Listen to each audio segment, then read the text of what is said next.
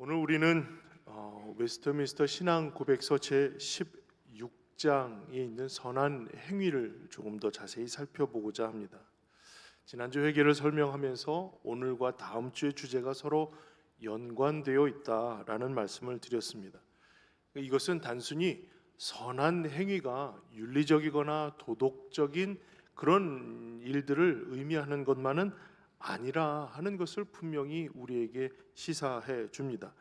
그래서 오늘 말씀은 선한 행위를 바르게 정의하는 일들과 또 그것을 통해서 하나님 기뻐하실 만한 모델이 무엇이 있는지를 찾는 것, 그리고 그 신앙의 삶을 통해서 우리의 믿음에 더욱 공교히 세워지는, 굳건하게 세워지는 은혜를 경험하는, 그런 유익을 경험하는 시간이 될 수 있기를 바랍니다. 아무쪼록 하나님께서 이 말씀을 통해서 주시는 귀한 하나님의 은혜와 역사가 가득하시기를 주의 이름으로 축원합니다. 먼저 선한 행위를 좀 정의해 보겠습니다. 무엇이 선한 행위인가? 근데 이것을 정의하기에 앞서서 무엇이 그럼 악한 행위인가? 이것을 정의하는 게 훨씬 더 명확하게 우리가 선한 행위를 알 수 있는 길이 됩니다. 선의 반대를 얘기하면 악 혹은 죄라고 표현할 수가 있겠습니다. 그러니 선한 행위의 반대를 표현하자면 악한 행위 혹은 죄지음이라고 표현할 수가 있을 것입니다.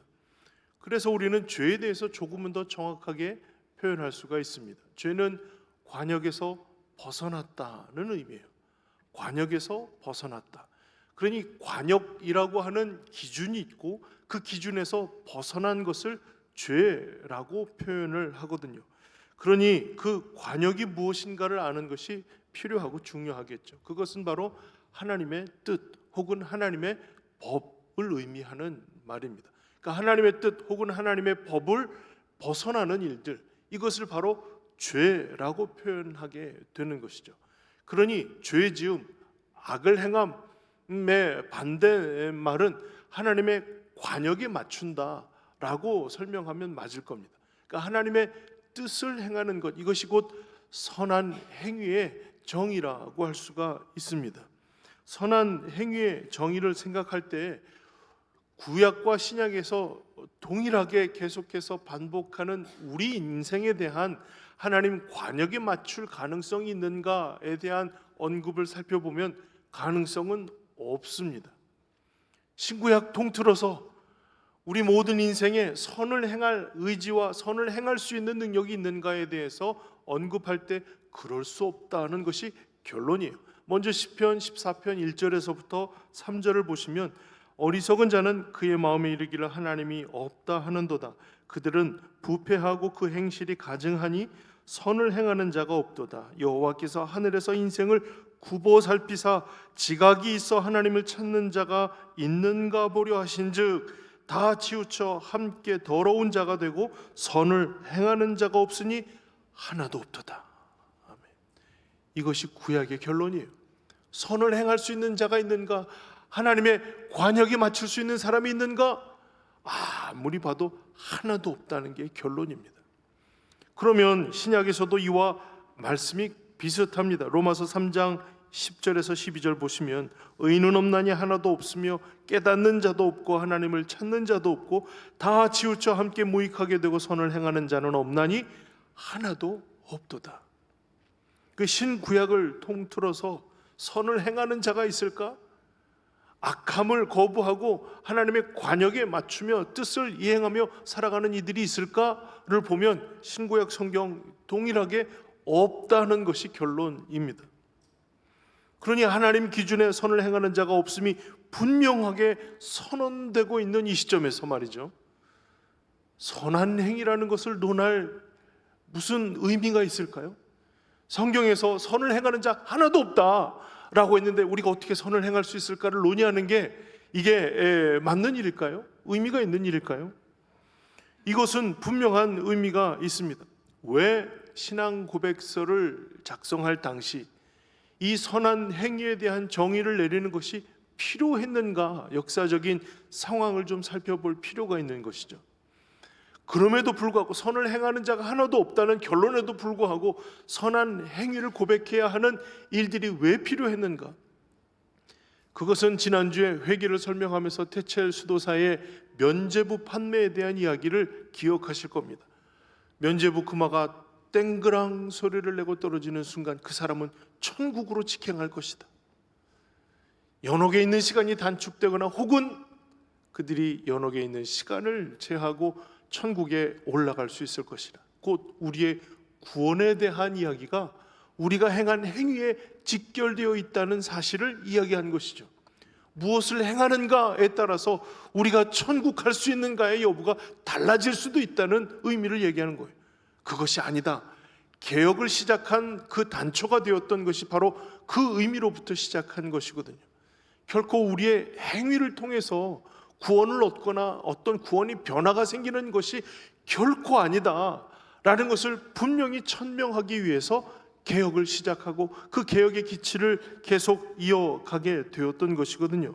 그러니까 모든 선함과 또 그 선을 행하는 일에 대한 기준이 결코 우리 인생의 어떤 행위에 달려있지 않다는 것을 분명하게 하기 위해서 그럼 선한 행위가 무엇인가를 정의하고자 하는 의미가 이 고백 속에 담겨져 있는 거예요.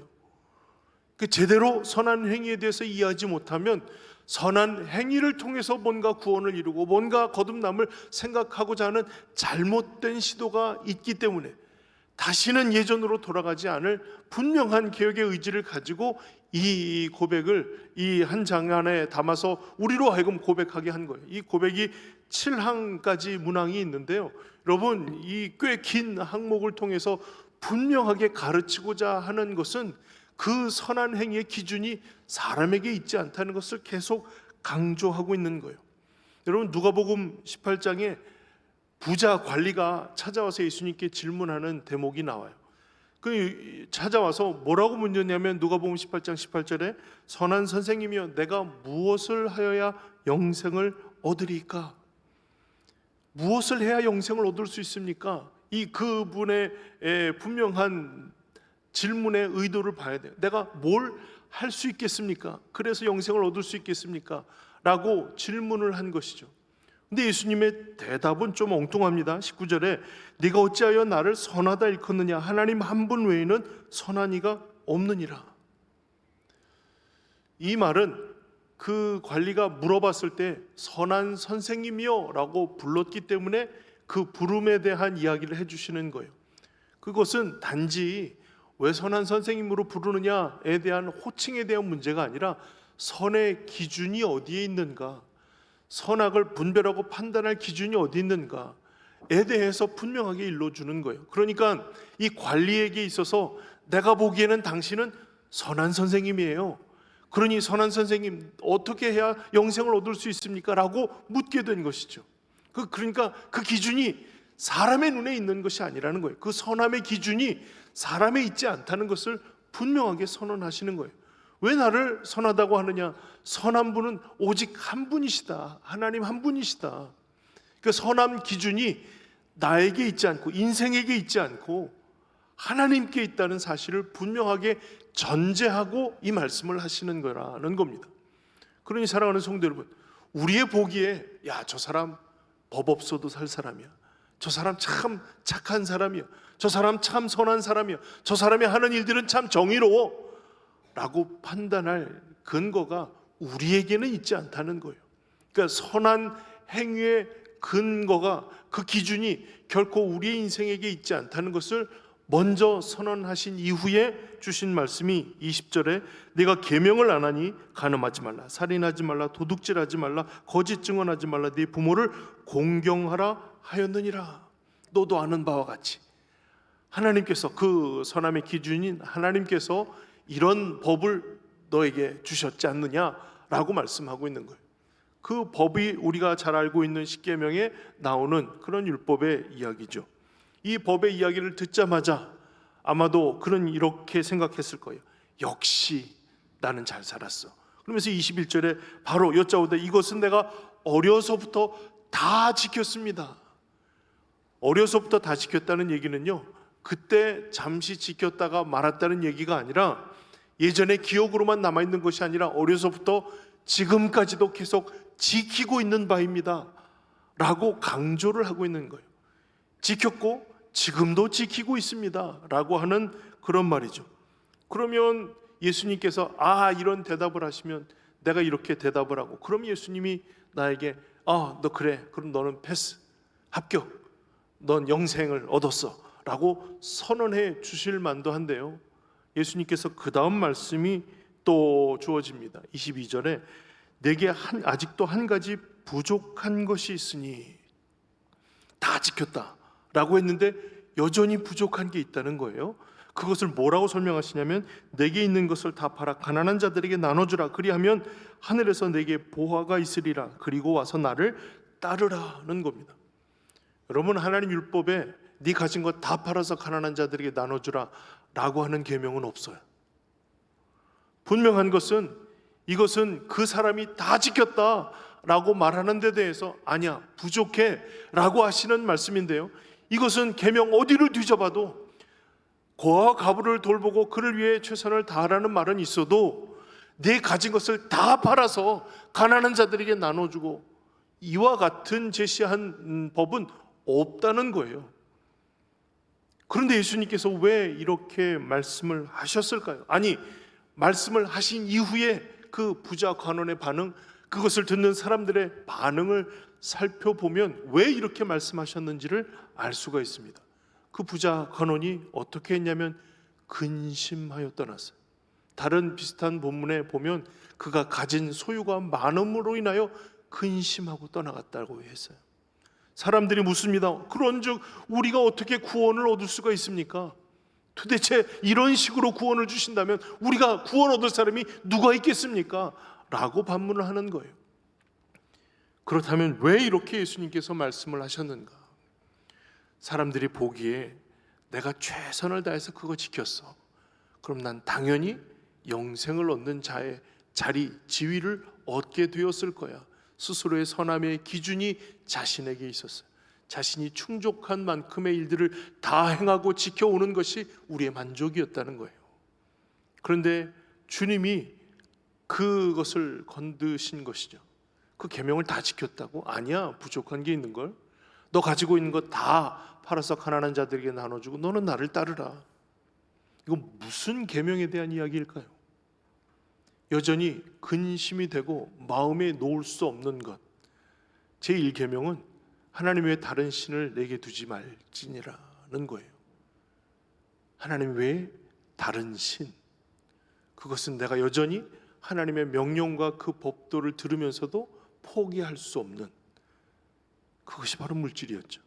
자신이 가지고 있는 것이 힘이 많으므로 그것이 오히려 걱정이 되었어요. 이거 어떻게 내려놓으라고? 이게 말이 되는 이야기야? 자신의 물질이, 자신의 가지고 있는 많은 부함이 오히려 자신을 조종하는 신이 되었어요. 그러면서도 율법은 다 지켰어요. 그러니까 이 다 지킨 것으로 인해서 보면 넌 패스, 합격이야 라고 선언을 내리셔야 되는데 아니야, 부족한 것이 있어. 네 마음을 봐. 이거 다 내려놓을 수 있겠어? 내려놓고 나를 따를 수 있겠어? 도전하신 것이죠. 못 내려놨어요. 내려놓을 수 없었어요. 근심이 되었어요. 이것이 그 마음 중심에서 시작된 고백이 되는 거예요.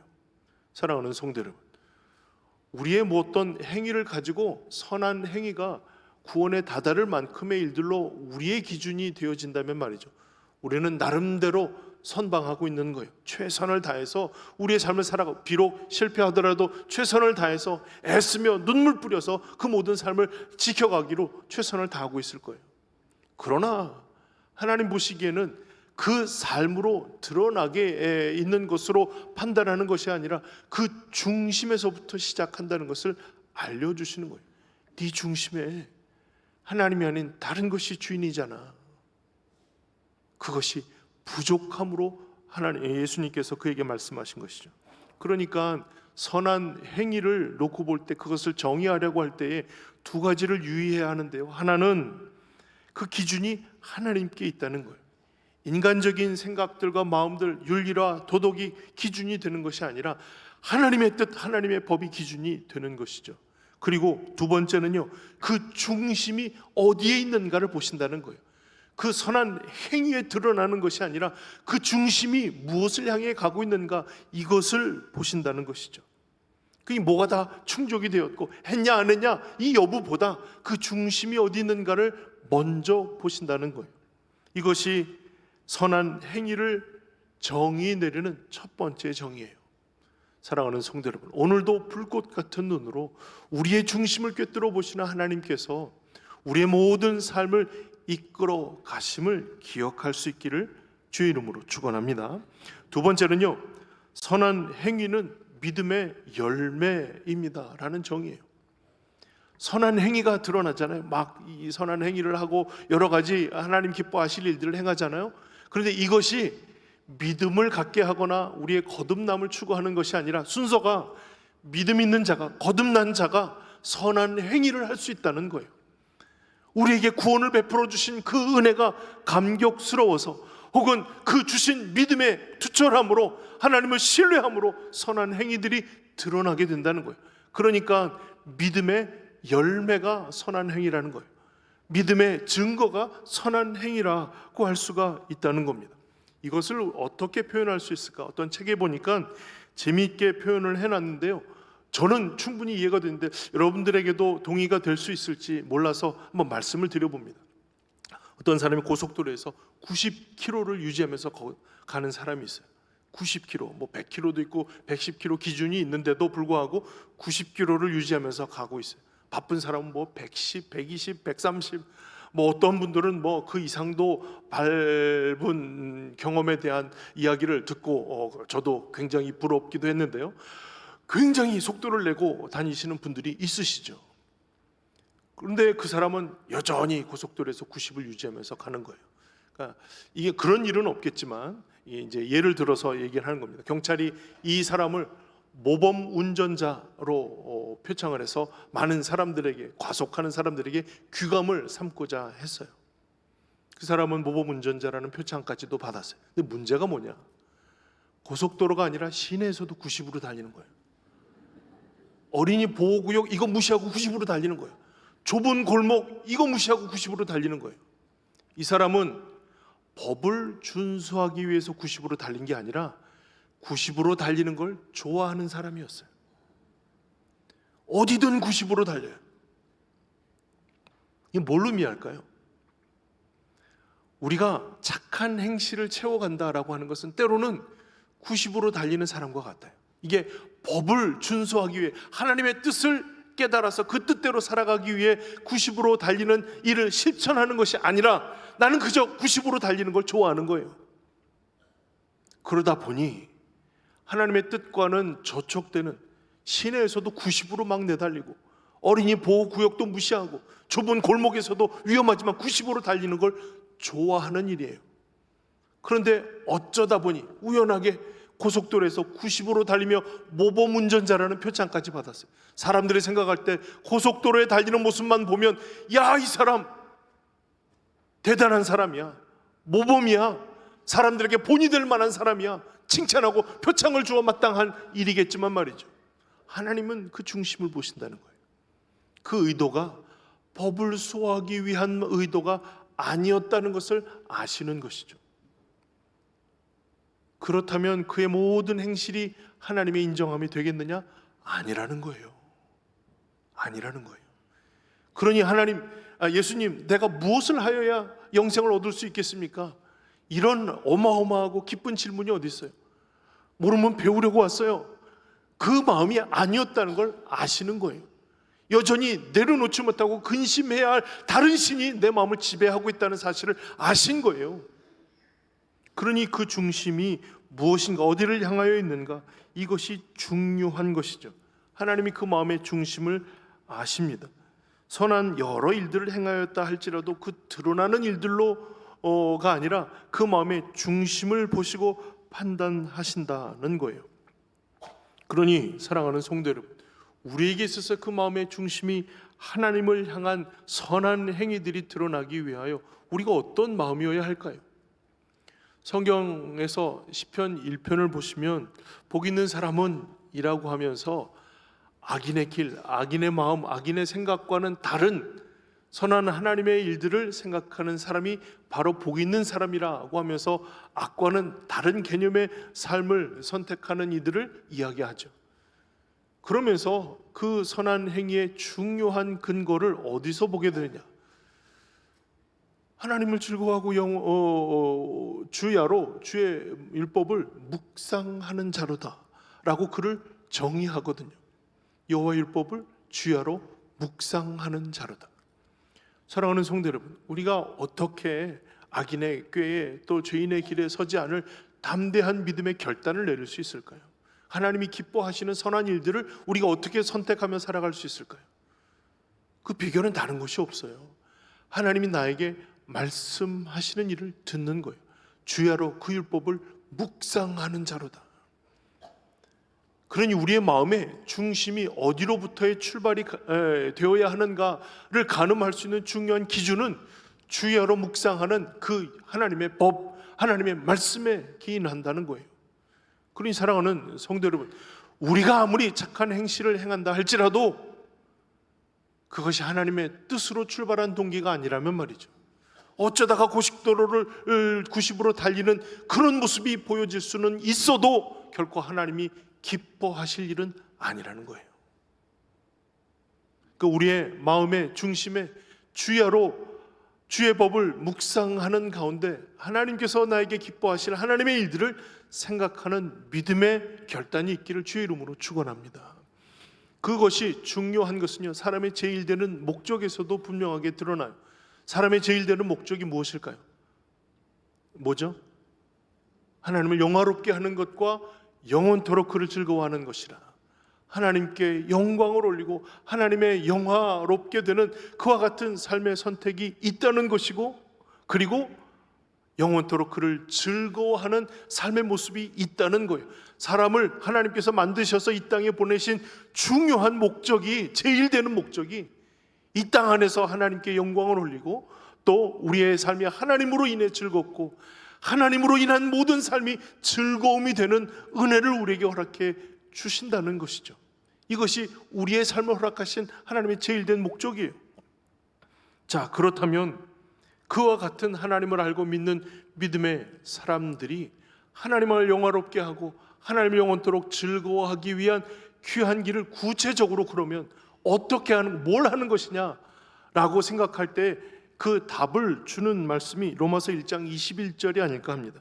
제가 읽겠습니다. 하나님을 알되 하나님을 영화롭게도 아니하며 감사하지도 아니하고 오히려 그 생각이 허망하여지며 미련한 마음에 어두워졌나니. 하나님을 아는, 하나님을 믿기 시작한, 혹은 하나님에 대한 소식을 들었던 이들에게 중요하게 하나님께서 원하시는 두 가지를 말씀하시는데요, 하나는 하나님을 영화롭게 하는 것이에요. 그런데 그것을 하지 않는다는 것이죠. 하나님을 영화롭게 하는 것인데 그것을 하지 않는 것. 그리고 두 번째는 감사하지도 아니하고, 하나님을 알되 하나님을 영화롭게도 하지 않고 감사하지도 않는다. 이 두 가지가 구체적으로 언급된 데는 이유가 있는 거예요. 하나님을 영화롭게 하는 것은 사람을 만든 제일 된 목적이지만 그 두 번째, 영원토록 그를 즐거워하는 일에 중요한 우리의 삶에 드러나는 일들은 감사라는 말이에요. 하나님이 허락하심에 감사, 구원하심에 감사, 생명 주심에 감사, 살아가도록 이끌어 주시는 은혜에 감사, 날마다 우리의 삶을 지키시고 보호하시는 하나님의 손길에 감사. 때로는 침묵 속에서도, 고통 가운데서도, 아픔 중에서도 우리 모든 인생을 지키시고 보호하시고 동행하여 주시는 하나님의 은혜에 감사.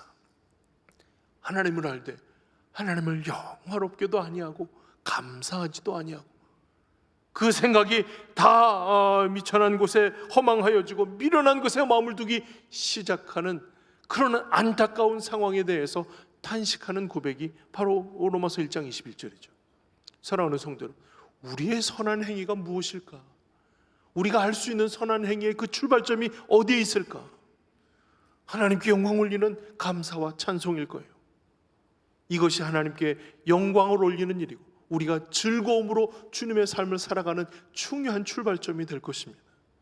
사랑하는 성도 여러분, 때로는 감사가 조금씩 사라져가는 일들이 우리에게 아무렇지도 않게 취급되는 것은 주의해야 할 일이에요. 절대로 우리의 삶에 빼앗겨서는 안 되는 일, 하나님께 영광을 올리며 기쁨으로 주님 우리에게 허락하신 일들에 대하여 감사하는 일들은 우리가 하나님이 기대하시는, 가장 기뻐하시는 선한 행위의 표본이라는 거예요. 사랑하는 성도 여러분, 우리의 입술이 감사가 마르지 않고 날마다 허락하시는 감사의 고백이 늘 충만한 삶을 이어가기를 주의 이름으로 축원합니다. 우리의 선한 행위를 통하여 하나님 앞에 감사하는 일들에 대하여 누가복음 17장에 중요한 의미를 더해 주셨어요. 17장에 보면 10명의 문둥병 환자가 등장합니다. 그들을 예수님이 치료해 주셨어요. 9명은 너무나도 기쁜 나머지 이곳저곳 다니며 자신의 다 나은 상황들을 이야기해 주느라 정신이 없는데 한 사람만 돌아와서 주님께 감사를 올리고 있어요. 감사를 올리는 이 장면을 보시고 예수님께서 그에게 대하여 뭐라고 설명하시느냐? 누가복음 17장 18, 19절에 이 이방인 외에는 하나님께 영광을 돌리러 돌아온 자가 없느냐 하시고 그에게 이르시되 일어나 가라, 네 믿음이 너를 구원하였느니라 하시더라. 감사하기 위해 돌아온 자에게 이 이방인 외에 하나님께 영광을 돌리러 온 자가 없느냐라고 하셨어요. 감사는 하나님께 영광을 올리는 거예요. 하나님을 영화롭게 하는 일이에요. 그리고 뿐만이 아니라 네 믿음이 너를 구원하였다고 선언하시잖아요. 감사는 믿음의 열매예요. 그 안에 믿음이 있음을 증거하는 일이에요. 그 안에 이미 믿음이 자라고 있다는 사실, 믿음이 존재하고 있다는 사실을 드러내는 열매와 같아요. 네 믿음이 너를 구원하였느니라. 사랑하는 성도 여러분, 이 놀라운 선언이 그에게 일어나게 되었어요. 하나님을 영화롭게 하는 것과 또 하나님을 영원토록 즐거워할 감사의 고백을 통해서 하나님께 영광을 올리고 그의 자신의 주신 믿음의 구원을 선언받게 된 것이죠. 그러니 사랑하는 성도 여러분, 우리가 결코 이 감사하는 하나님의 은혜에 감사하는 하나님이 주신 귀한 은혜의 삶을 감사로 고백하는 일들은 결코 쉽게 잃어버려서는 안 되는 일이에요. 날마다 하나님 기뻐하시는 감사의 고백으로 매일매일 매 순간순간 아침부터 저녁까지 우리의 삶이 채워지기를 다시 한번 주의 이름으로 축원합니다. 그렇다면 이 선한 행위는 우리의 믿음에 이와 같은 관계가 있어요. 증거가 되고 열매가 되고, 그런 그 열매는 우리의 믿음에 어떤 또 유익을 주는가? 여러분, 우리의 선한 행위들은 우리의 믿음을 더욱 공교히 세우는, 더 굳건히 세우는 그런 유익을 가져다 줍니다. 성경은 재밌는 거는요, 성경은 계속해서 우리로 하여금 죄인임을 깨닫게 해요. 성경은 성령을 통해서 넌 죄인이야, 죄인이야 강조하죠. 의인은 없나니 하나도 없어. 다 치우쳐서 어리석은데 다 내어버려 두고.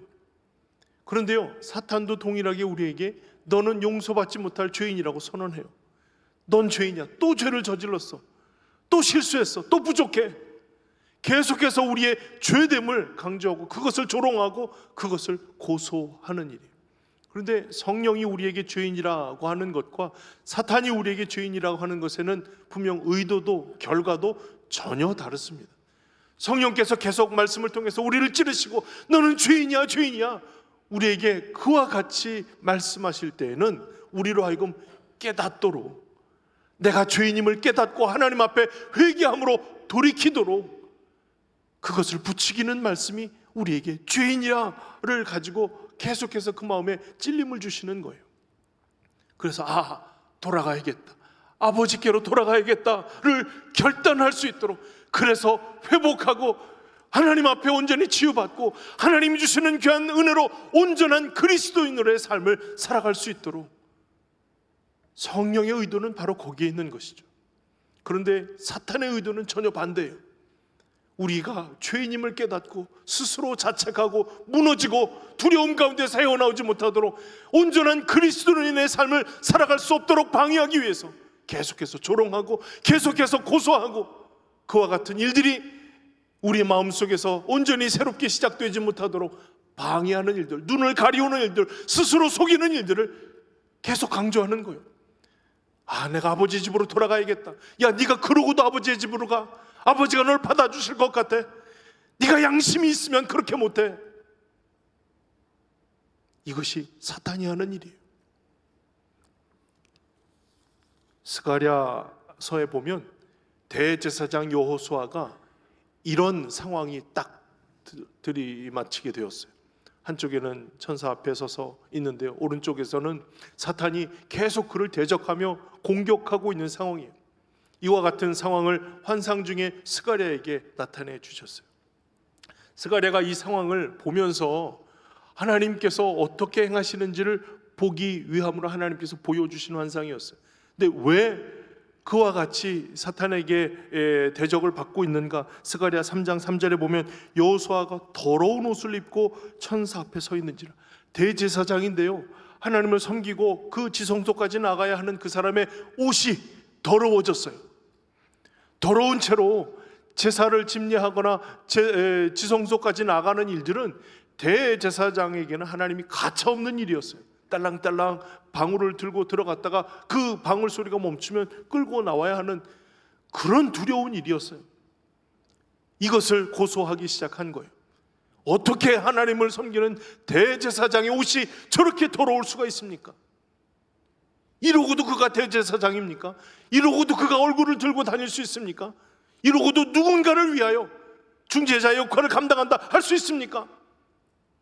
당장 그를 파면하고 그를 제거하십시오.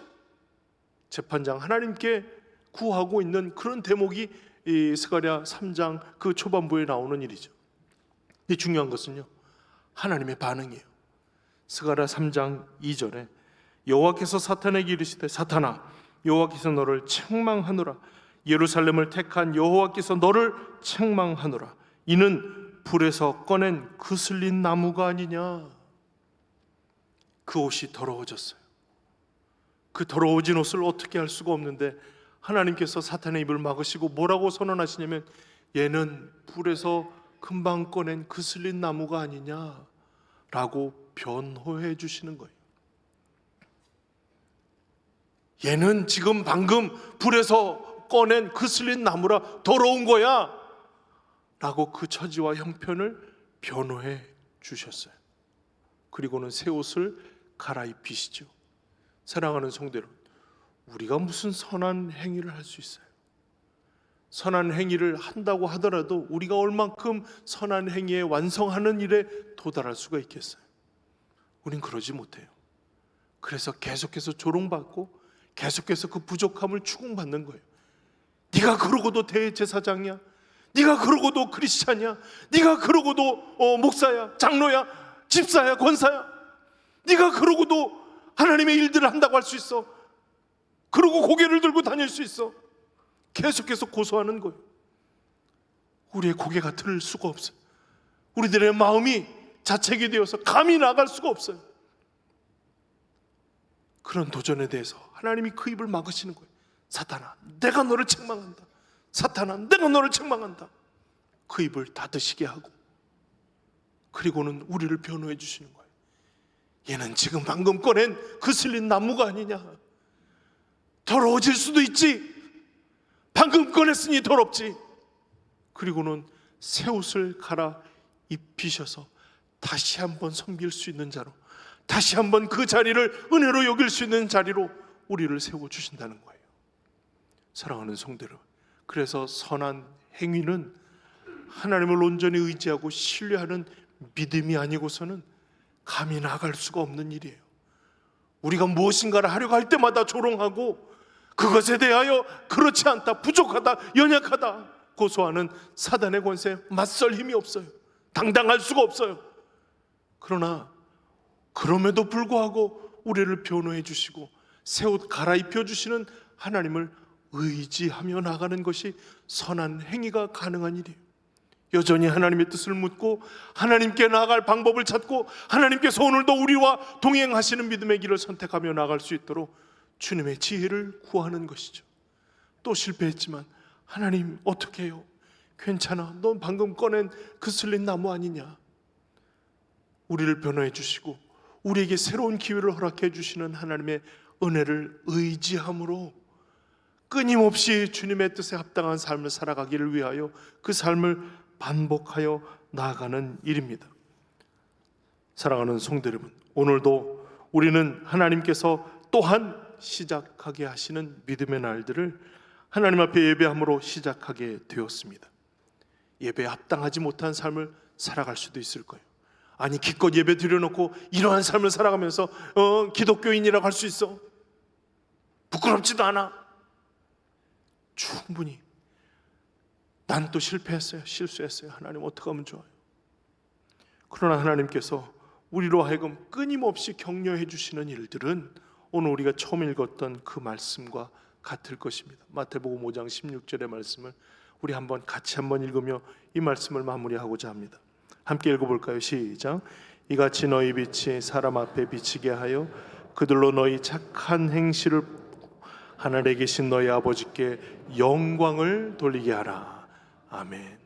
날마다 이와 같은 하나님의 음성을 듣고 주의 뜻에 합당한 삶으로 선한 행위들로 주의 기쁨이 되시길 주의 이름으로 축원합니다.